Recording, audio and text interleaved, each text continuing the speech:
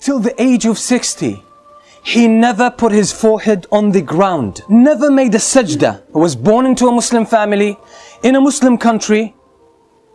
Until the age of 60, he never prostrated before Allah subhanahu wa ta'ala, not even a single time. He had 2 sons, and Allah guided his sons in their 20s. They started practicing them praying, and they tried to give their father da'wah, give him advice over and over again, but he never responded to his children.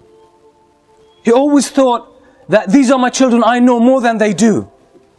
So he never dealt or handled his pride in order to listen to his sons. And one day he saw his son, his eldest son, growing his beard. And after his son gave him advice, he said, you know, why don't you shave this? Why don't you take it away? The son got shocked, and he just said, out of shock, in a state of shock, he said, I'm afraid you'll go to the hellfire. I'm afraid you'll go to the hellfire. He just got offended, and sometimes we mix our personal feelings with our concern for others in terms of da'wah. But subhanallah, it brought about good results. That very word shook the father. He started thinking about himself. And subhanallah, a few months later, the father sneaks into the masjid and makes his first prayer ever in the masjid, where his son leads the prayer.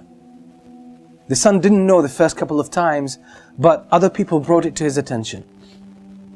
Understanding that his father has an issue with pride, he never spoke with his father about it. He said, it seems that he found his way, let him carry on his own. And that's exactly what he did. This man used to smoke 80 cigarettes every day. 80 cigarettes every day.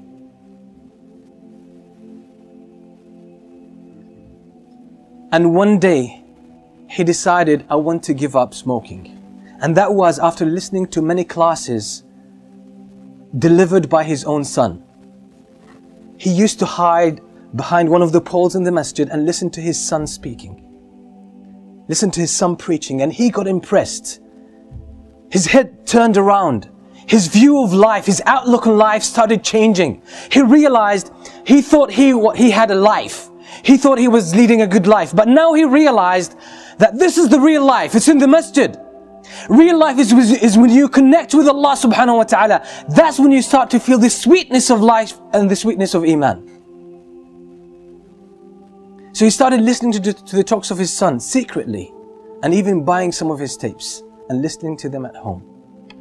And ultimately in one day, for those who can't give up any kind of addiction, they're stuck with some kind of addiction, cigarettes, alcohol, even any other thing. Sometimes sins could be very addictive.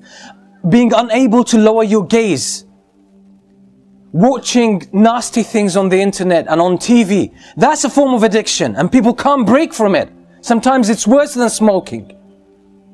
This father one day decided to give up smoking. In one day, he gave up smoking. He didn't reduce the number of cigarettes he would smoke every day. He just gave up. He decided. He said, enough is enough. I'm not going to have this anymore. And he gave up smoking from 80 cigarettes a day to 0. So it's a matter of decision. It's a matter of commitment. And you can get all of this once you connect with Allah subhanahu wa ta'ala. Now I know the father. He is 73 years old now. 73 years old. Now he gave up smoking at the age of 68. At the age of 68. Now, among the learned people that I know in my life, and I know a lot, he's one of the most outstanding. At the age of 68, his life took a new direction. He read Tafsir Ibn Kathir more than 15 times. He read the Tafsir of Ibn Jarir al-Tabari, which is more than 20 volumes, more than 10 times. He read the history of Ibn Jarir al-Tabari so many times. He read the Silsila Sahiha by Shaykh al-Albani, Silsila al-Da'ifa, more than 30 volumes altogether. He read all of that.